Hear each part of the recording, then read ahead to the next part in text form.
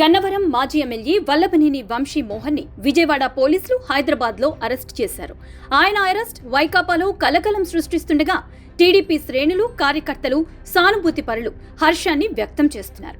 వైకాపా అధికారంలో ఉన్నప్పుడు వంశీ చేసిన అరాచకాన్ని గుర్తు చేసుకుని వారు ఇన్నాళ్లకు వంశీ పాపం బద్దలైందని సంతోషాన్ని, ఆనందాన్ని వ్యక్తం చేస్తున్నారు.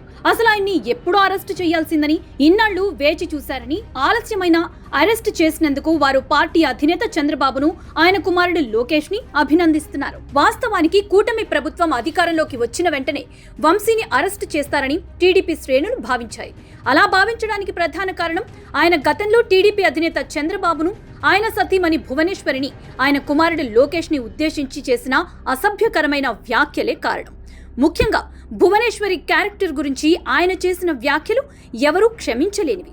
అయితే వంశీ ఎంత అసభ్యకరంగా, అనాగరికంగా మాట్లాడినా చంద్రబాబు, లోకేష్లు ఆయనపై ప్రతీకారానికి వెళ్లలేదు. అయితే గన్నవరం టీడీపీ కార్యాలయంపై దాడి కేసులో మాత్రమే ఆయనపై కేసులు నమోదయ్యాయి.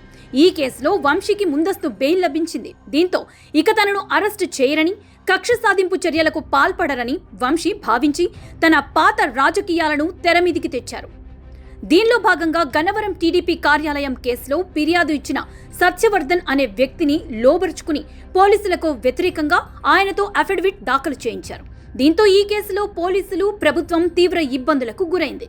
తాము ఆయనపై కక్ష సాధింపు చర్యలకు దిగకపోయినా తమను చేతకాని వాళ్లని భావించే కేసులో ముఖ్యమైన వ్యక్తిని సొమ్ములతో లోబరుచుకుంటారా, అంత చేతకాని వాళ్లమా అంటూ ప్రభుత్వ పెద్దలు ఆగ్రహ ఆవేశాలకు గురయ్యారు. దీంతో వంశీ ఎక్కడ ఉన్నా వెంటనే అరెస్టు చేయాలని ఆదేశాలు వెళ్లాయి. మామూలుగా చెబితే ఇలాంటి వాళ్లకు అర్థం కాదనే భావన ప్రభుత్వ పెద్దలకు వచ్చినట్లయింది.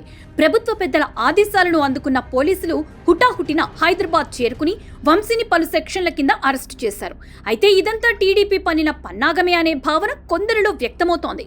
ముఖ్యంగా సత్యవర్ధన్తో కేసు ఉపసంహరించుకున్నట్లు నాటకం ఆడించారని, వంశీతో ఆయన టచ్లోకి వెళ్లడం వ్యూహాత్మకంగానే జరిగిందంటున్నారు. టీడీపీ పన్నిన ఊచులోకి వంశీ నేరుగా వచ్చేశారని, కోర్టు వద్దకు వంశీని రప్పించి ఆయనతో సత్యవర్ధన్కి 10 లక్షల రూపాయల సొమ్ము ఇప్పించటం, ఆ డబ్బు తీసుకుని సత్యవర్ధన్ విశాఖకు చేరుకోవటం అంతా టీడీపీ ప్లానే అని కొందరు చెప్తున్నారు.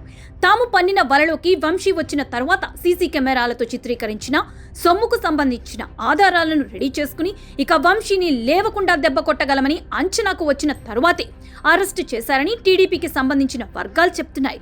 ఇప్పుడు వంశీ ఈ కేసులో ప్రధానమైన వ్యక్తికి సొమ్ములు ఎలా ముట్ట చెప్పాడో, అతనిని ఎక్కడెక్కడ కలిశాడో అన్న వివరాలన్నీ పోలీసుల వద్ద ఉన్నాయి. దీంతో ఇప్పుడు కోర్టు కూడా ఆయనకు బెయిల్ ఇచ్చే పరిస్థితి ఉండదని వారంటున్నారు. కాగా వంశీ తొందరపాటుతనం వల్లే ఇలా జరిగిందని వైకాపా వర్గాలంటున్నాయి. తనపై నిఘా ఉందని, తనను ఏ నిమిషంనైనా అరెస్టు చేస్తారని తెలుస్తున్నప్పుడు కేసులో ప్రధానమైన వ్యక్తితో వంశీ ఎలా తిరిగాడని వాళ్ళు ప్రశ్నిస్తున్నారు. ఇంత హఠాత్తుగా కేసును నిర్వీర్యం చేస్తే అధికారంలో ఉన్నవాడు చూస్తా ఉంటాడా? వాళ్లలో కసి లేకపోయినా కోర్టుల సాక్షిగా ఫిర్యాదుదారును మేనేజ్ చేస్తుంటే చేతులు కట్టేసుకుంటారా? ఈ మాత్రం వంశీకి తెలీదా?